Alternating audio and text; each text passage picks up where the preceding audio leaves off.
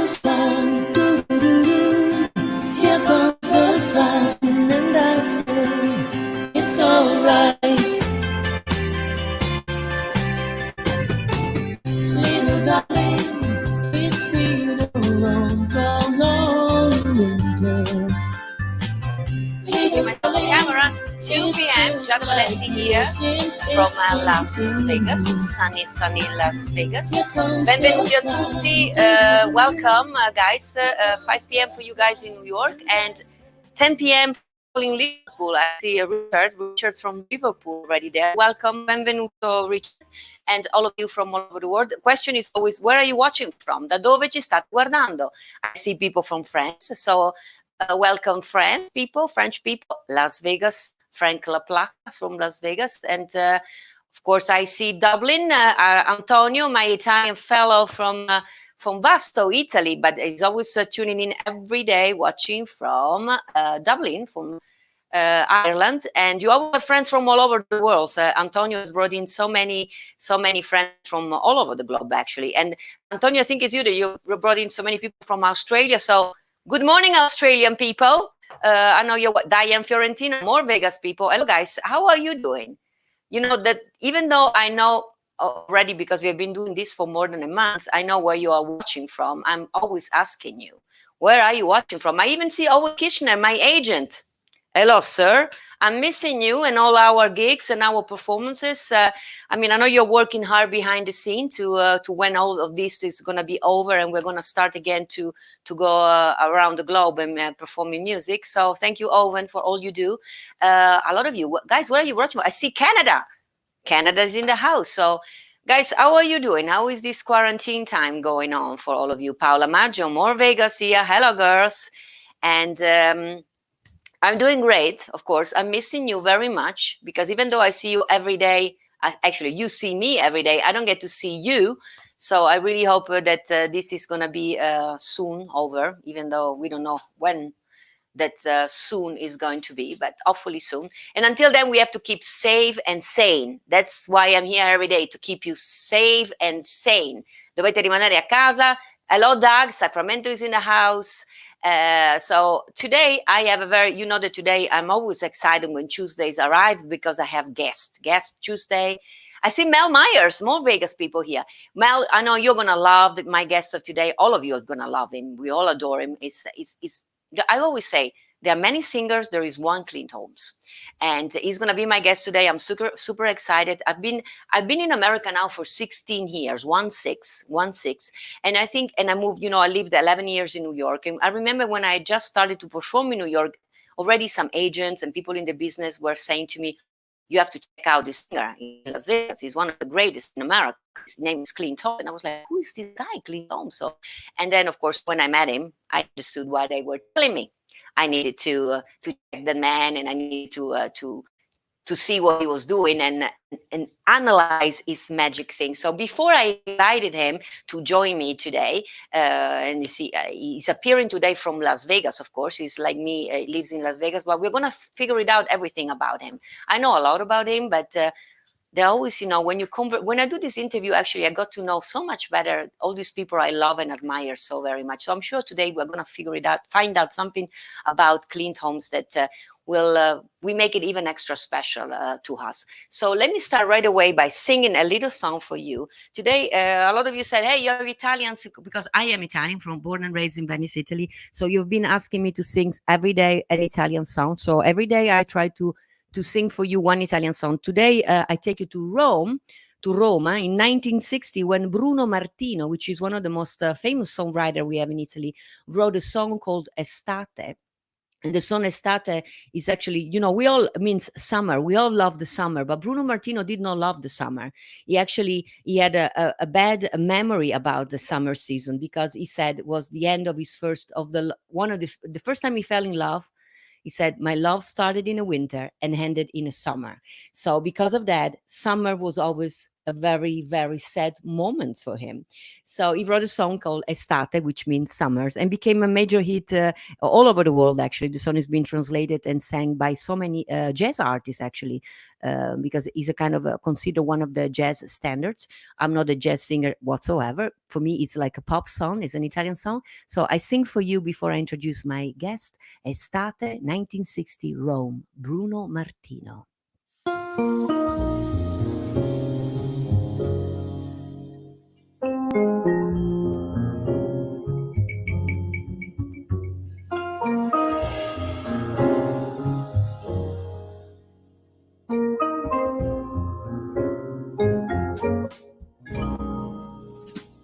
Estate,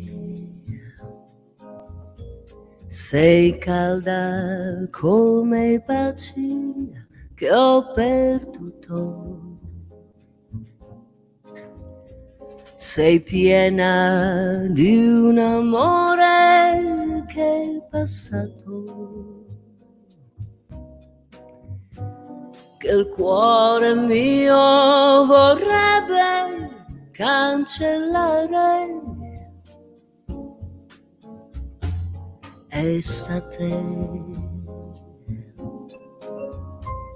il sole che ogni giorno ci scaldava, che splendidi tramonti dipingeva. Adesso brucia solo con furore, tornerà un altro inverno, cadranno mille petali di rose, la neve coprirà tutte le cose e forse un po' di pace tornerà.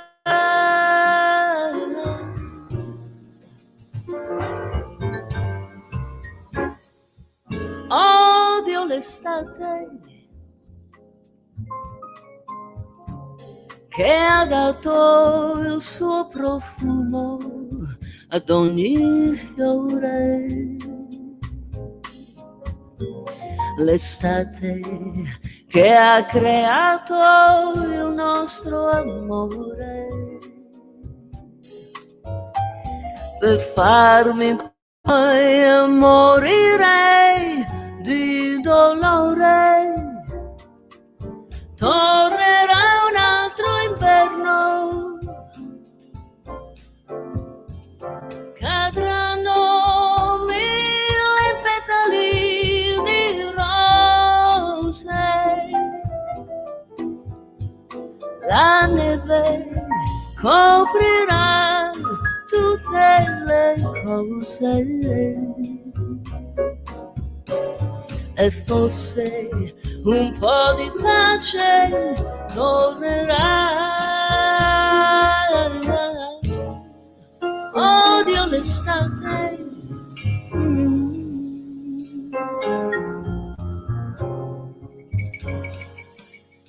odio l'estate.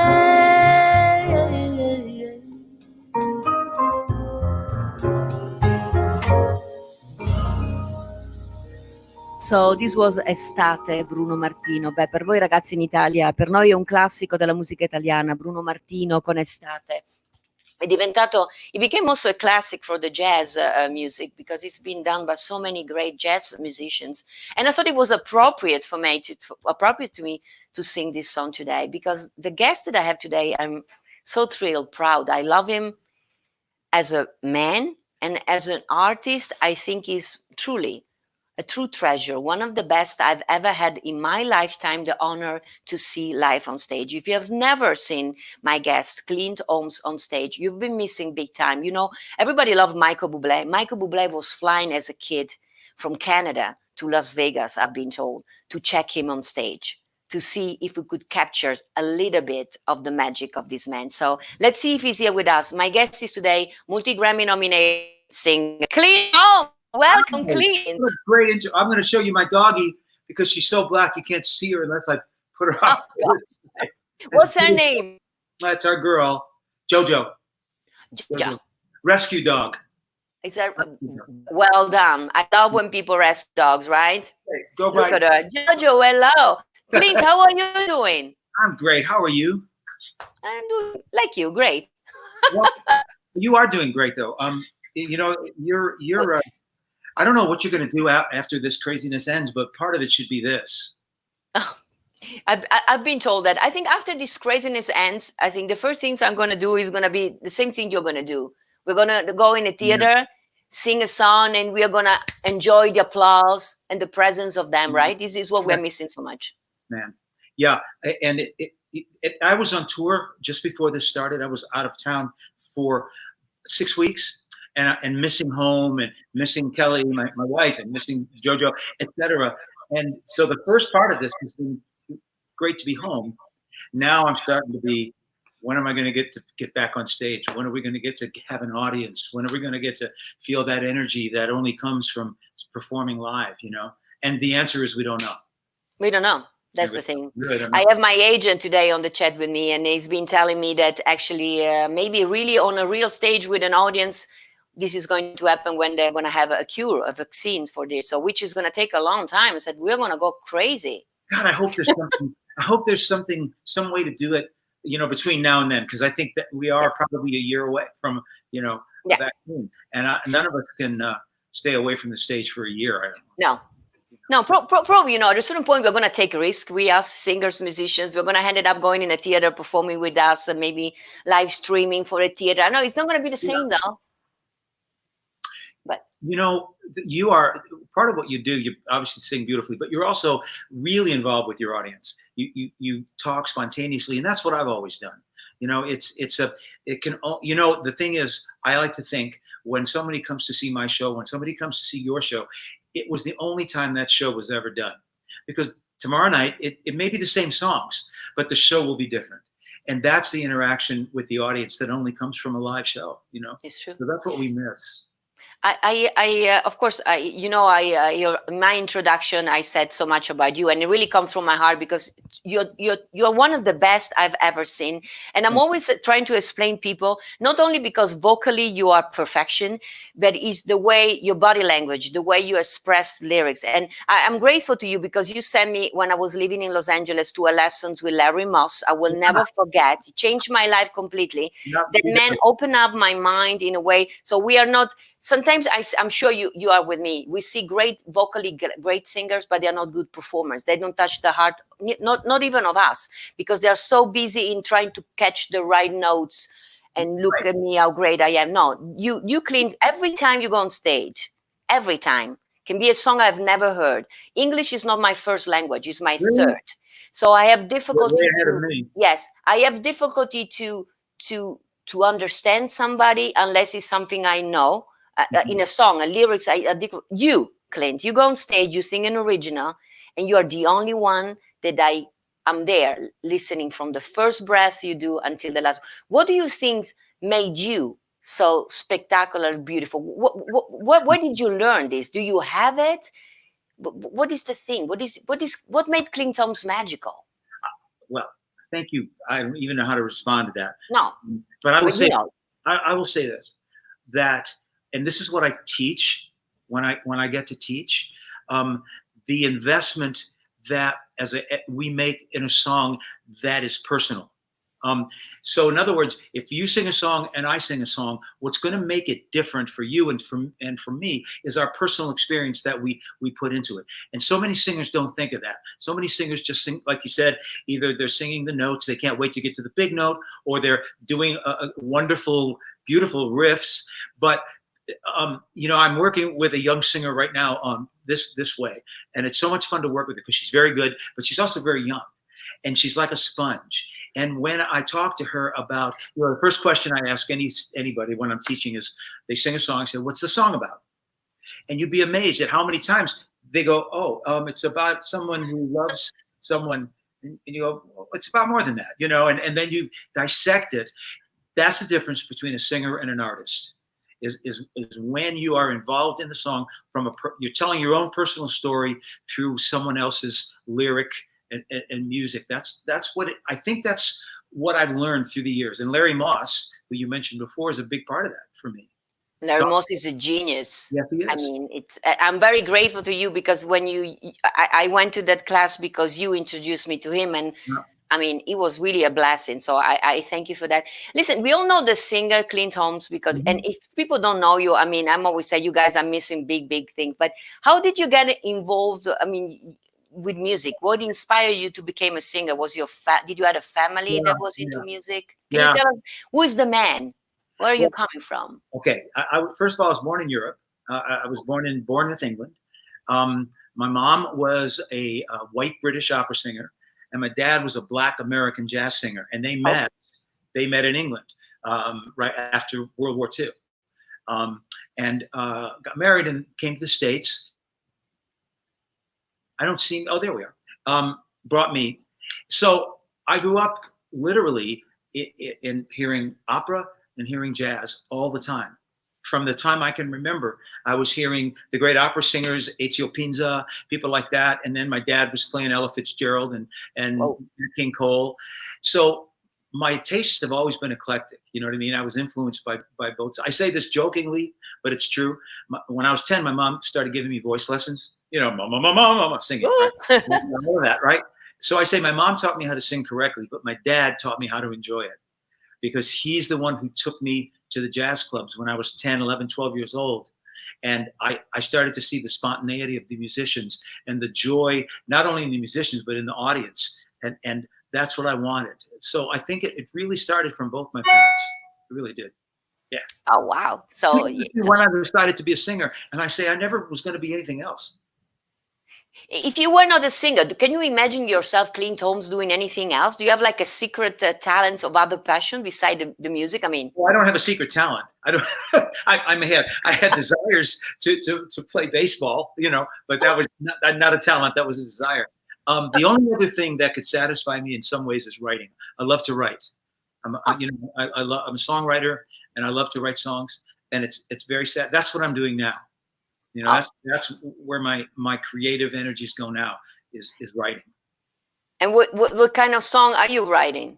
Sad song, happy song? And which kind of mood is Clint Holmes while you're quarantining? Where are you at? Well, I'll tell you. I was talking yesterday to a fellow songwriter, Stephen Lee, here in town, and he was saying, "Why are we all writing sad songs right now?" I like them both. I've written. Okay, I'll tell you this. Okay. I've written a musical that anyone who knows me knows that I have been working on and off for a long time. It was produced years ago, back in the 90s, as a full-fledged Broadway show. It was called Comfortable Shoes. And we got very close to Broadway. We had major Broadway producers involved. We had we were very close, and just kind of the way things go, we never got that final step, And then I came to Vegas. Steve Wynn in 1999 brought me to Vegas. And so I was at Harrah's working for almost 7 years, night after night after night after night. We did 1,700 shows, right? Wow. Yeah. So I didn't really have time or energy to write. But then when that ended, I went back to it. And now I've written, it's a new story. It's a new time in my life, but it is a one-man musical that when all the dust clears from this, that'll be my prime objective, to get that on its feet and get it to New York, get it to the Smith Center, get it up. That's what I want to do. So that's what I'm writing, Oh, beautiful. Yeah. I surely cannot wait to see, because anything you touch and you do, you are brilliant. I know you said you don't have you have many other talents. I know you're a good writer of things. I used to be a good tennis player. Haven't played in so long. Yeah, I was thinking about that while we were talking about that things. And I have another personal question to you. I mean, 1973, you had a super mega hit. I know the song because you sang it to me at the concert, and I was like, oh, that's a catchy tune. And then, of course, I Googled the song. That song was a super mega. Can you say the title and ham a little bit of the thing? Yeah, it's The Playground in My Mind was the title. it went like this.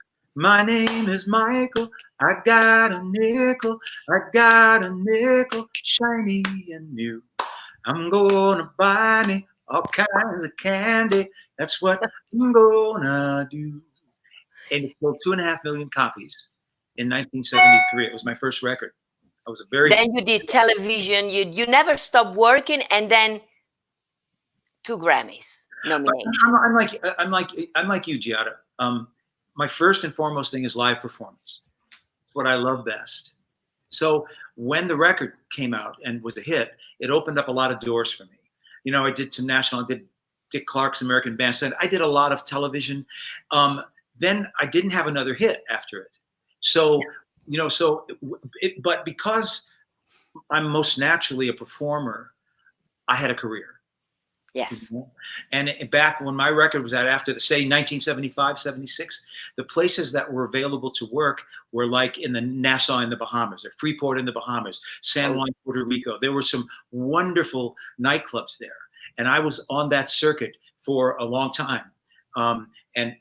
That's where I met so many, you know, Tom Jones and Engelbert Humperdinck, who were big stars, you know, and I was working, they'd close, I'd open. It was an exciting time, but it was all based on live performance, you know? So my career has been based on live performance, but my record all those years ago opened the door, you know. Can imagine. Yeah. Did being nominated for 2 Grammy, I mean, I've heard actually about you. I've never met you until I heard about you ever since I'm in America. Everybody was saying, listen, you have to check this singer, Clint Holmes. You're going to love him, because like you, I talk, I say things. And he said, you have to see that guy. He's going to blow your mind away. And then, of course, I was working on my PBS special with Greg Field. And that's the first time. That's the first time I met you. We had dinner together in LA. Do you remember with Chris Waldebada? And I remember I was like, man, I haven't at that point. I've never seen you perform. Of course, Greg Field plays some of your music, and I was like, I remember one song that blew my mind away was Maria, and the way you approach My Way, which I think My Way. Oh, I'm glad you like that. My Way, I think that's the way the song was supposed to be done. And then we had breakfast together with Steve Terrell and Greg and Monica. So we met several times in LA. And that all those pictures, I found them this morning. It was before I even know how great you were on stage, because then I moved to Vegas and I've been blessed to see you. But anyway, Greg is great. Did you record with Greg? You did, right? Have you recorded a CD? Yes, I recorded with Greg. Yeah, I worked with Greg. I did. He was the musical supervisor for my PBS special, and then he did the albums. And he was playing to me. I remember he played to me Maria. And actually you do the Maria for West Side Story in a spectacular way. And then My Way. I don't know if you have this beautiful album that was nominated for 2 Grammy. Guys, if you don't know, it's called Rendezvous. You have to go to iTunes, Amazon, wherever, get it. I think at least I know your song. I listen. It's one of my favorite CDs to live. The way you do how did you decided to strip down My Way and doing it in that way? Well, first of all, so many singers sing it, you know. It's one of those songs that, you know, we hear all the time. So, and I tend to run away from those kind of songs, right? So, but it's such a great song. It's such a great song. So we thought, well, what about it? Because it's always triumphant. You know, I did it my way. You know, it's that. Yeah. What if My Way didn't work? What if I was sitting next to you after things had gone badly, whatever, a marriage, whatever it was, and I was telling you about it. And I was saying, you know, I did it my way, and here I am, you know, and it didn't, My Way didn't work.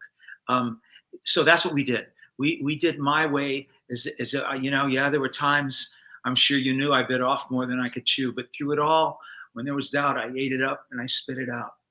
I faced it all and I stood tall, and I did it my way. And here I am. So that's what we did. That was the approach. And Shelley Berg played piano, and came up with this dark. And what's interesting is my dear friend Larry Saphir, who produced and Len Eckhouse. Well, you know Len. Yeah, I know Len very well. Yeah. Len and Larry financially produced the CD, and Len loved that track. Larry didn't. And so when we came down to what's going on, I said, you know, Larry, and obviously I think there are probably people who would listen to it and go, oh, I don't like it. But I think there are probably, in fact, one of the reviews of the CD when it came out, the guy said, I never thought I would hear My Way a different way. it struck me because it's a song that they asked me many times to sing a song, and I never sang it because, just like you analyze the lyrics, I don't think I'm in a point of my life that I can say I've done anything my way, because I'm so still busy trying to figure it out what I'm doing. So I think I you refuse. But I will one day. But when you did it, it really struck me. I remember, because we all wait that triumphal thing. I did it more. No, and you just go down. I mean, vocally, you can go even higher than anybody else, but no, you stripped it down. And it's for the first time I analyzed the lyrics, the meaning of it, like you just said. That makes me, that is the best thing anyone can say to us. You know this, when they come up and say, I've heard that song 1,000 times, but I never heard it before. You know, then you know that you've found your own. I'll tell you a funny story about what we're talking about. Yeah. I was teaching a young girl in a master class, and she was, I'm going to say she was 12, 13 years old, and she wanted to sing At Last. Okay. At last, my love has come. And I said, let me just say this to you. I said, at 12 or 13 years old, you can't sing At Last, because that's about someone who's, lived and lost and finally found. And she says to me, well, actually, I've been asking my parents for a dog since I was 3 years old, and they finally got me a dog. So I'm singing about At Last I have my dog. And I went, fine, you're right. You're right. That was her story, and that's what she was singing about, and it was authentic. So that's the beauty, I think, of those songs, because I did this song, tribute songs from the movie, and funny that we all love the movie and the song, but each and every one, there are songs that have good memories for me, and some people that they ask me, don't sing during the Christmas concert that song because brings back horrible. It's funny how the same song, yes, the same lyrics can mean something different for each and every one of us, for us performer, but for the audience too. But a great example of that is the song Hallelujah, the Leonard Cohen song. I sing that often, and I'll get people who think it's a religious song, people who think it's about love, and all sorts of things. I'm singing it to my father personally. That's who I'm singing that song to. And so in my mind, when I'm singing it, I'm talking to my dad. But it's great that people sit out in the audience and they find whatever they want to find. As long as they feel something, then we've done our job. You do a magnificent, you do it every year at your Christmas concert. I've been blessed to see it at the Smith Center several times, and you tell the story. And you sang basically so many songs, because you can sing anything. I mean, there is a song, maybe it's the Hallelujah. Do you have a song that when you sing it, you get so emotional that it almost became so difficult for you to perform it because it means so much to you in a certain way? You have anything? You froze. You went away. Oh, I froze. Sorry. Yeah, we have to deal with this internet connection. Sorry, Clint. And I'm looking at myself, and I'm not in the middle. I'm like trying to figure out where I am. By the way, that's Sammy Davis behind me, my hero. I can see that. Yeah, that's my hero. He's one of your idols? He is, absolutely. Have you ever met him? Have you ever seen him? Because, I mean, I know you have met some of the idols of all of us performers. Have you met him? I knew Sammy. Let me see. Wait a minute. Come with me. Here's a picture. I don't know if I can actually do this or not. He's taking some tour. Well, not really. Just this. Let me see. Can you? All you see is a window, right? I see a window. I see a picture. That's Quincy Jones, Sammy Davis, and me. Oh, boy. And the president of the NAACP. So I knew Sammy. I did. And loved him very much. Taught me. I taught a lot of people. So, yeah. I don't think there's ever been a more talented human being. I think, when you come down to someone who can do everything and do it well, he tap danced. He was like the best tap dancer. He wasn't just like, he can tap dance. He was a great tap dancer. He played drums. He played vibraphones. He played trumpet. He did impressions. He was a great actor. He was a wonderful singer. I mean, he was everything. So yeah, and he said to me, the only thing we owe is to give our audience everything we have that night. Wow. Yeah. Some nights you have more than other nights, but as long as you've given them everything you had that night, you've done your job. I love it. It's a magical. I always say, for me, I think I was born in the wrong era, because nowadays, I mean, I have difficulty to figure it out what artistry is nowadays, because everything is YouTube sensational singers, auto tunes, and there is no live performance like you. For me, when I come to see you, every time I see you, I understand why I do love music, why I do love what I do, because you are performing. You're not performing. You're giving everything you have. Without any, you're one of the greatest, but you're not pretentious. You don't pretend to be anything but yourself, which I think it's something that struck me about you all the time. And I think that audiences get that. You're the same way. Oh, thank you. Yeah, and I think audiences, they don't have to say it, but I think they get the fact that, oh, this isn't, like I said earlier when we were talking, this isn't the same show exactly that she or he did last night. This is the show I'm at, and this is the night that I'm here. And I think that that's important. And we do miss, and even in the great shows we have here in Vegas, the brilliant production shows, that's the one thing that you don't get, is the human, the humanity or the humanness of the evening. And that's what we who do it in one, you know. I see, Clint, while we're talking, that we have Bill Fain join us. There is Pablo Giada, all the people we love and we miss so much for our amazing Las Vegas. As you know, Bill Fain has been such an important part of my career. He's my best friend from forever. And there were a lot of years when Bill and I would travel all over the world doing our shows, and I'm really blessed that we still write together, we still work together, and we eat dinner together. He's my buddy, so Bill's important. I got introduced to him thanks to you, and I love him. He's an amazing gentleman. I have a funny question for you, because every time I have my guest, so you're European, you're not Italian whatsoever, but have you ever been to Italy? Do you love Italy? Do you love food? Do you cook? What is your relation with Italy? Do you have anything? Kelly and I took, yes. Kelly and I took a vacation. Kelly, how long ago? It was on my birthday. Oh, so it was about 12 years ago. 12, 13 years ago. Okay. And Kel had not spent much time in Europe. So I said, okay, we're going to do 3 days in London, 3 days in Paris, 3 days in Rome, and 3 days in Tuscany. Okay. Yeah. So I think we went to London first. Then we went to Paris. Then we went to Tuscany, and never wanted to leave. Never wanted to leave. It is everything that it's beautiful. The people are living a life that is so full of joy.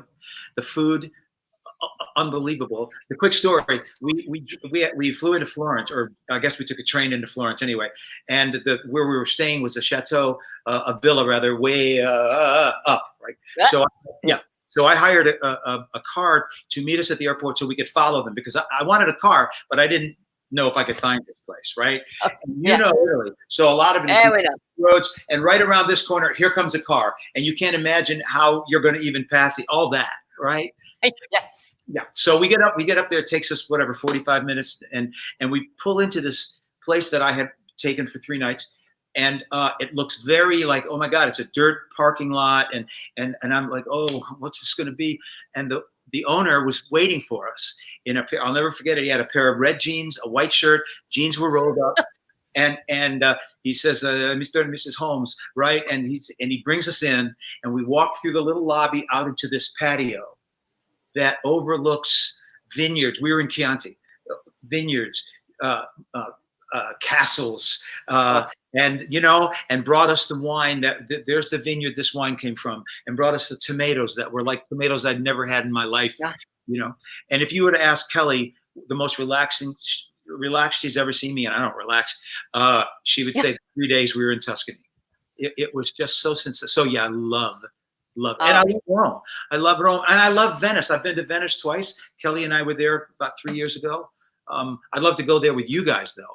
We have to go. I was just saying, one of these days when this is over, we should all go there and do something. Because you know me, people in Italy, we have a lot of people watching from Italy. They don't know you. And I'm always saying, what I always tell you, they will keep you there forever if they know who you are, what you can do. Because the Italian country, they love jazz musicians. There is no one jazz singers as you are. So I'm always say, one of these days I have to work my magic to take you there. We have to have a vacation, and then you have to find a square somewhere with musicians, and you have to entertain everybody. They're going to make me the queen of Italy for bringing you there. That would be And great fun. we have to do that. We have to do that. That is on the back of my head. You know, I always tell you, you have to do the jazz festivals and everything. And I It's in have the a question. back of my Yeah, mind. tell me. So you know, it's in the back of my mind, not on the back of my head. It's on the back. Sorry? It's in the it's in the back of my mind. Although what you said is a lot more charming. You said on the back of my head. It's in the back. Oh, it's on the back of my mind. Ladies and gentlemen, one of my dreams is to be coached by Clint Holmes as an artist. Well, now I have Clint Holmes as my English teacher. Thank you, Clint. I love you for that. You know what? Sometimes I made up my own things. Sorry. I have a question. So you said you love the food and everything. Do you have a favorite something that you remember that you had in Italy and you never taste the same way that only in Italy it did? Oh, I had a couple of those. The first time I ever went to Italy, I took my kids who were at the time, my oldest was 16 and my twins were 13. And of course they wanted pizza, right? And so we ordered them pizza, and it was like, they were like, oh my God, this is better than any pizza I've ever had. And I remember, saying, well, yeah, and we let them drink a little red wine at that dinner and stuff. So that's a real food memory. Another food memory is when Kelly and I were there. I'll try to make this relatively short. We got to know the owner of the chateau, the Villa Borghese, right? Villa Borghese, okay. Villa Borghese. And I saw it the second night we were there, and they had a great restaurant there. I said, where do you eat? Where do you and your wife eat? And he said, because I'd like to go there. So he took us further up the yeah. Incredible restaurant, not fancy. In fact, it was kind of outdoors. But the owner, whose name I don't remember now, basically took my wife, just took her and walked away. And I'm standing there, and he's like, oh, no, we do not need you. And he took us to this outdoor table. We have pictures of it. And I remember that night as being one of the most beautiful. What'd you say? Fabrizio. That's Kelly Clinton, by the way, guys. Yeah, right. He took her by the arm and like just left me in the dust, right? And so we had a great dinner that night, an incredible dinner that night. And when it came time to go back to the Villa Borghese, there was a car about 200 yards away that was going to take us back. So Fabrizio started yelling. Was it Carlos? Carlos. He's yelling to the guy, Carlos, come here. And so the car comes screaming down the hill, right? And he puts us in the car, and Carlos takes us 100 miles an hour down those little narrow to the wrong villa. And to the wrong villa. We're going, no, this isn't it. And he goes, what do you call again? And, we said the Villa Borghese. And Kelly's like going, slow down, Carlos. Piano. Piano. So funny. I know. I lived in New York for 11 years, and I never drove a car there because I saw New Yorkers were crazy, because I'm used to that way of driving in Italy. That's the way I grew up. That's the way I learned. For me, it sounds insane to you guys, but it's nuts. The driving is crazy. We had a guy.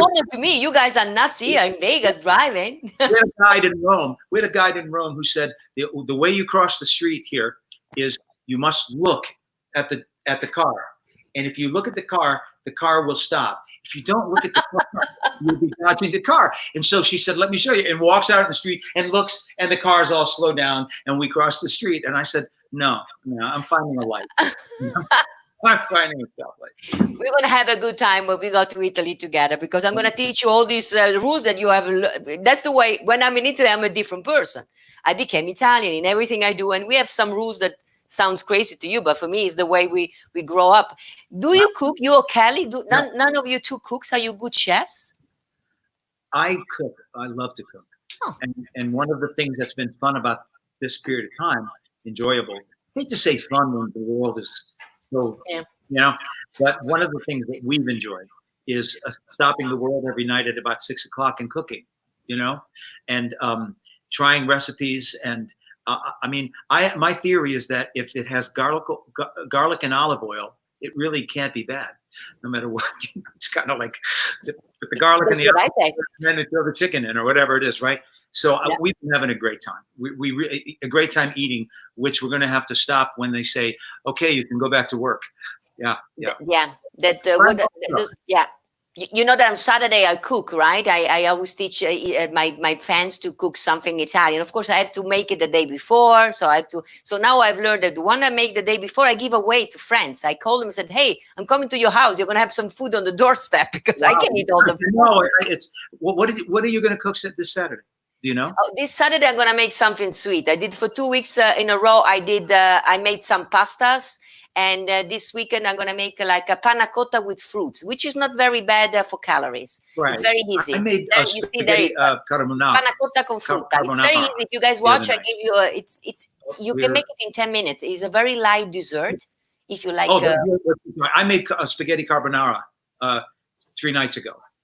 It's fun. It was fun, and we enjoyed it. Did you make it with cream or without cream? Without cream.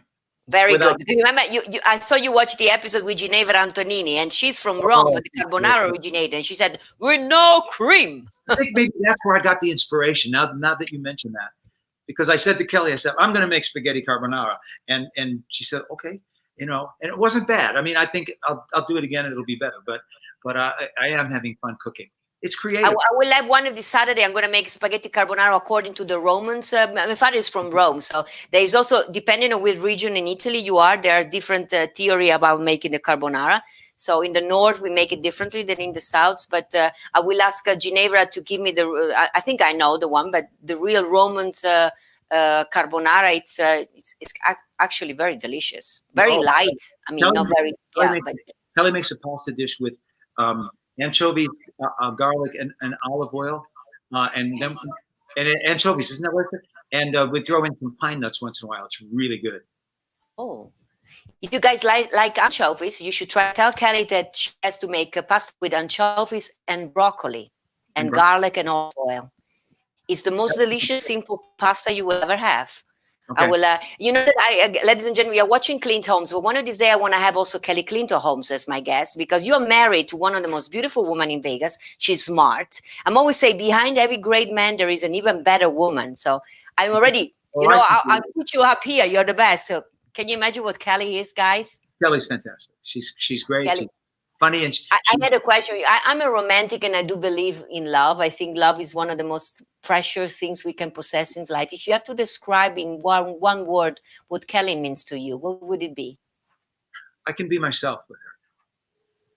That's more than one word. But we're complicated. We're entertainers. There's that. Kelly always says an entertainer is someone who says, "Love me," says, "Watch me, watch me, watch me," and then the next sentence is, "Did I look okay?" We're right. And so, to have somebody, because Kelly's lived very much the same life I have. Yeah. So we really get each other that way, and it makes life easy when it's crazy. So, there are a lot of other things that we share. We share a sense of humor that has we always say no line. We know that we're good people, we're kind people. So when we say things that you say, boy, she'll say, boy, if they ever heard you say that. But we can do that stuff together. So we can be ourselves, I think. Yeah, I love to see you together all the time, because I mean, Kelly, she's like the sunshine, and I had a question, but it was too personal. Like, I cannot even imagine you being mad at Kelly, because how can you be mad at Kelly? Kelly with those dry hair and that smile, she can take out your heart from your chest, and you're gonna be like, okay. It always ends, whatever. We're just like any other couple, of course. She gets irritated at me, I get irritated at her, but it always ends with laughter. It always comes back to we kind of look at each other and go, okay, well, that was ridiculous, and laugh and move on.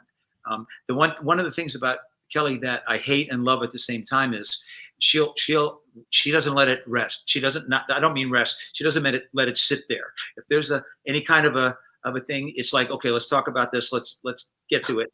We don't let it sit there for a week, and then have it come back. I think that's a really good thing to have in a relationship, Well, yeah. I always think that one thing that we are both blessed, me with JJ in my life and you with Kelly, is that we are in the same line of business, because I always say, that was my question to you. It's show business. So we do it because we love it with all our heart and soul, but it's a business. So there are many things that people don't see on the back of all these things we do, that are kind of tough and requires a lot of our energy. And if you don't have somebody next in your life that understand that, a relationship can go sour, because That's really true, and that's what I mean. You know, yeah. we So have our wonderful highs. You know, a great night on stage is a wonderful high, and then we have those times where it's very frustrating, and because it is personal. it is. We throw ourselves out there, man. Here we are, you know, and so yeah, I think that's been very important. Is JJ a performer of any kind, or No.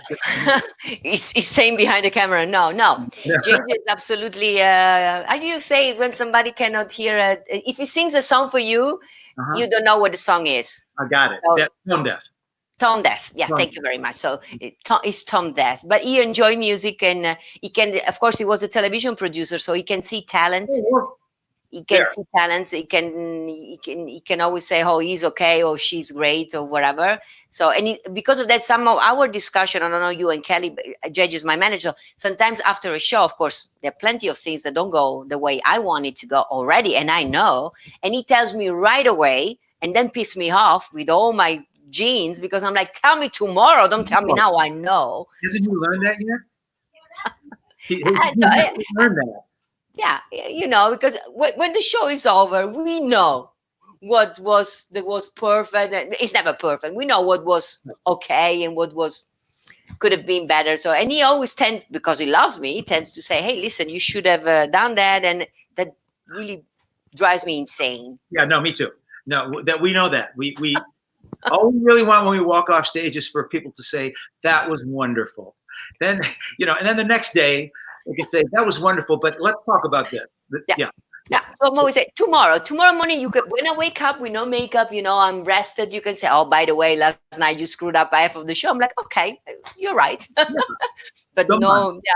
So you see, Now, Clint, I mean, you know, I cannot wait for this to be over. You know, the one of my dream is to perform with you one day soon. I sang with Bocelli, but you were number one in my list. Oh my gosh. That was always. Okay. And another dream I had is to make find... you sing something in Italian with me. Oh. Yeah. Okay. Yeah, I teach you, of course, the meaning of it, because you have to know. So one day when this is over, me and you, maybe we have Pablo on guitar or Bill Fain on piano. We have to do something for the joy of everybody. That would be my dream. Do you have a dream? Who do you want to sing with? Well, we will sing together. Absolutely. Absolutely. We will. You know, somebody asked me one time, who, if you could work with one person, just off the top of your head, who would it be? And what came out of my mouth was Sting. Yeah, because I just admire him as a musician, as a songwriter. I love his singing, and he's in that kind of quasi jazz rock, so whatever. He's got his own world. So I mean, if somebody said you could sing with somebody or write with somebody, that'd probably be the first person that would come to my mind. It's quite a name. I agree with you. I saw him in Carnegie Hall a couple of years back with many artists, and he stole away the show. He did the Fragile with another lady playing guitar. The way I believe in body language. Music is your body, and the way he stand on stage, he got me just like you have it. It's a body language things, and communicate something that was magical. So I totally got with you. So for me, we'll be singing with you. For you, with Sting, and who knows? Okay. Well, Bocelli was number 2, so you could be number 2 for me. Okay. Yeah, I forget. You know, I don't have a picture actually with you there. One of these days when we sing together, I'm gonna put a picture of me and Clint singing. It's gonna be like one of my dreams. Now, man, I love you so very much. You know, I want you to keep safe over there. I surely cannot wait to see you for real and to see you do your work on stage, because that's a blessing for all of us, audience. And I hope it's gonna be sooner than later. I want to thank you for your time. Well, hey. I've been enjoying watching you, and I enjoy you anyway as my friend. Me too. Thank you for this. It's fun. And when you have Kelly on, you'll have a much better time. Oh, no. Then we're going to be talking again about you. But then Kelly's going to say the truth. There you go. So I'll let you sit there for a while. I will love you, man. Thank you so much for being with me. Keep safe. Love you both. Give my love to Kelly. I'm going to see her soon here with me. And now, thank you for spending this time with me. God bless you, man. Love you. You too. Love you, Giada. Bye, JJ. Bye, JJ. Say bye. That was Clint Holmes, ladies and gentlemen. I see thousands of women and men question, you know, I never read while I'm doing an interview because I want to talk to my guests to give. But I see that you guys have a lot of. They say great interview, of course. It's Clint Holmes. Who can screw up an interview with Clint Holmes? Actually, I could have talked with him for another 3 hours because I prepared so many questions for him. I wanted to I wanted to pick up his brain, how he prepared for his show. Because guys, if you have never seen, I repeat again, make sure that when it's open, you come to Vegas to see Clint Holmes. So if you see his name in wherever city you are, because Clint Holmes goes around the United States, go and see Clint Holmes. It will blow your mind away. I see Michelle over there and a lot of guys. I know a lot of all Vegas people. We all know him. We all love him. And by the way, if you have missed any of the episode or you want to watch again this this interview, you can always go on Giada.live and please subscribe to my YouTube channel where you can see all of this on repeat every day and many more things. So visit Giada Live or just go on YouTube and don't forget to follow Clint Thompson. I forgot to ask him if he's appearing live here and there, but of course, if I see that he's appearing live, I will share again. Actually, by the way, a couple of days ago, he posted a video that the Kelly, his wife, filmed with him with Bob Sachs on bass, and was I think was the song was around the storm was coming, and they think what is the same that song? Na na na na na na na na. Oh, what? Raindrops keep falling on my head. That was the song. Amazing. Clint is sitting. I will share the video so you can see what I mean when I say he's an amazing personality on stage, off stage, in life, in everything. Guys, the time flew very fast. Before I forget, I want to thank a few people before I thank again my guest. I want to. Yesterday, you remember I talk about Holland. I show you all those flowers and those things. And there were some people here that said, oh, we've been to Amsterdam. We've been there. And you remember I sang in Dutch, Happy Birthday to the King of Holland, Willem-Alexander. And then Salman Mostron. Oh, this is a nice Salma. Anyway, it's for Mostron and Southart. She's a lady here from Las Vegas. I don't know if you're there. She said to me that yesterday was also the birthday of her grandson. There he is. And his name is Red. He turned 6 years old. And you can see from the flowers, he lives in Amsterdam. So happy birthday to little Red that he turns 6 years old yesterday. And he lives in Amsterdam. And she told me when I was talking about Holland and how much I love that country and Amsterdam, she told me how much she enjoyed the flowers and everything I was talking about. And of course, so happy birthday to little Red, 6 years old. How cute is that little boy? And I want to thank also, I had Clint Holmes as my guest today, and he mentioned, of course, two of the producer of his Grammy-nominated album, Rendezvous, and one of them is Len Eichhausen, which is a dear friend of mine. And I want to thank Len and Linda. I want to thank them actually because last Saturday we had a pizza party together. I forgot to do it last time. So basically, he ordered pizza for them and for me, and he delivered it to my house. So we were eating the same food in two different houses. So thank you, Len. Thank you, Linda. I love you guys. Yes, again, Len and Linda, one of my concerts, actually with Jerry and Rick Crawford of the Las Vegas Philharmonic here in Las Vegas. That was after one of my concerts. So Linda and Len are amazing friends. They love me. Of course, they adore Clint Holmes. They were two of the backers of the album of Clint Holmes, music lover. You know, I say it every day, Las Vegas is an amazing place to call home. And I know many of you are watching from there. So Las Vegas is much more than the Strip. I'm promoting Venice all the time, but I truly promote also Las Vegas. It's a beautiful community, and I'm so honored to be part. Last night, they had a telethon for 5-6 hours with all artists. They raised more than $100,000. So I want to give a big round of applause of Mark Chanuk of the Space in Las Vegas that was able to pull through 6 hours of show. Clint was one of the performers. Michelle Johnson. I saw before Michelle Johnson's also appearing. She's an amazing jazz. She's the lady of jazz in Las Vegas. She will be also my guest in May. Who else?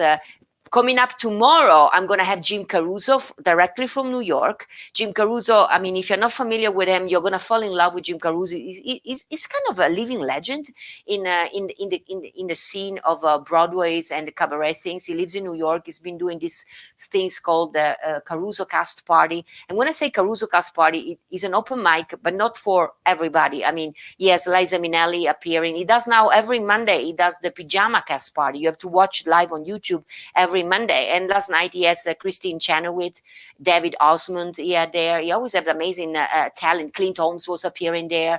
So Christine Ebersole, he has there. So all these legends of the Broadways are appearing every Monday in the in the Pajama Cast party. So tomorrow we will be talking with Jim Caruso, and then on Thursday I'm gonna have my dear friend. For me, he's a dear friend, but for the whole world, is one of the most impressive actors and directors from Hollywood, Joe Mantegna. Joe Mantegna, we all know him, of course, from The Godfathers, but we know him also from Criminal Minds. He's been acting and directing Criminal Minds for I don't know, something like 13 years, and he's been translated and broadcasted in all countries, also in Europe.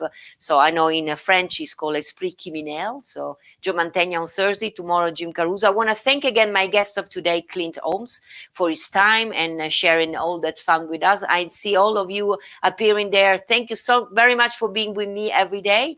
And what can I say? I cannot wait to see you tomorrow, same time, 2 p.m., 5 p.m. for you guys on the East Coast, ore 23 per voi in Italia. Un saluto e un abbraccio anche alla mia mamma e al mio papà, che so che mi guardano sempre. Un abbraccio a tutti voi che siete italiani. Un abbraccio to my agent, Owen Kisner, Diane Fiorentino. Your flowers are still with me.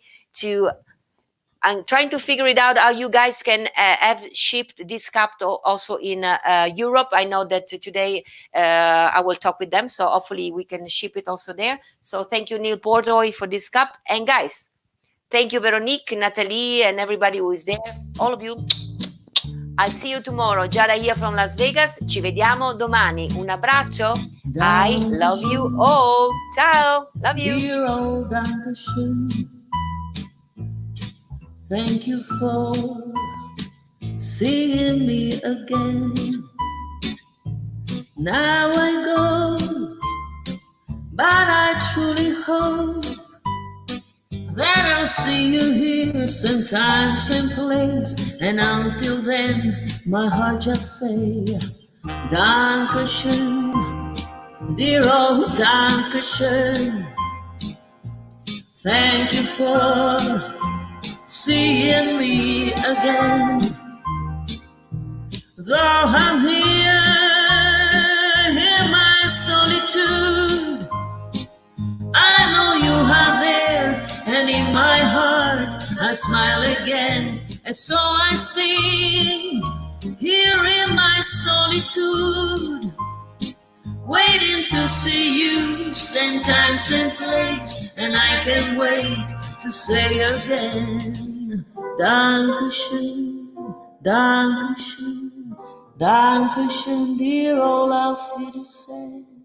See you tomorrow. A domani.